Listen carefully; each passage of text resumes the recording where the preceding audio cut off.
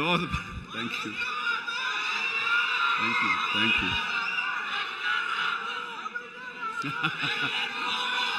Yes ఇందాక నుంచి చాలా చెప్తూ నా అచీవ్మెంట్స్ గురించి చెప్పాను. Pawan Kalyan is my achievement, Ram Charan is my achievement, నా ఫ్యామిలీలో ఉన్న అందరు బిడ్డలు అందరూ కూడా నా అచీవ్మెంట్. వీళ్ళందరూ చూస్తుంటే ఇది కదా నేను సాధించానని. మొన్న పవన్ కళ్యాణ్ ఇంటికి వచ్చినప్పుడు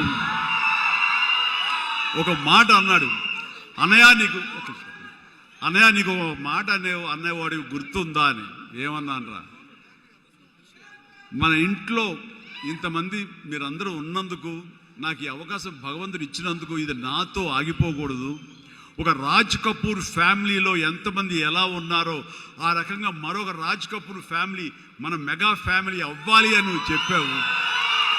ఈ రోజున చూస్తుంటే తలుచుకుంటే నీ మాట ప్రభావం, నీ మాట మంత్రంగా ఈరోజు పనిచేసి మన ఫ్యామిలీలో ఇంతమంది 9 ఉన్నావు, 10 మంది దాకా ఉన్నావు అంటే కనుక నీ మాట పవర్. ఎందుకంటే నువ్వు చాలా నిష్కల్మషంగా అంటావు, అనేదో కన్విక్షన్తో అంటావు, అందులో ఎలాంటి పొల్యూషన్ ఉండదు కాబట్టి దానికి బలం ఎక్కువ అన్నయ్య. మంచి మనసుతో అంటావు, పాజిటివ్తో అంటావు అని కళ్యాణ్ బాబు అంటే అవును కదా అనుకున్నాను.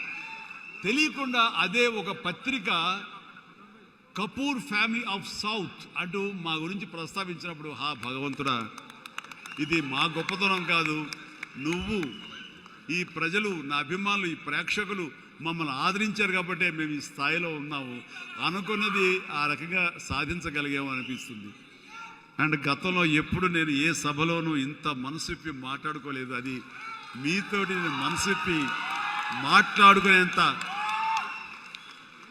ఆప్తుల మధ్య ఈ ఆప్తా సంస్థ సంబంధించి నా గుండెని టచ్ చేశారు. అందుకు నేను లోపల నుంచి అది తన్నుకు వచ్చింది కాబట్టి మనస్ఫూర్తిగా నా కుటుంబ సభ్యులతోటి, నా వాళ్ళతోటి నేను మాట్లాడుతున్నట్టుగా అనిపిస్తుంది.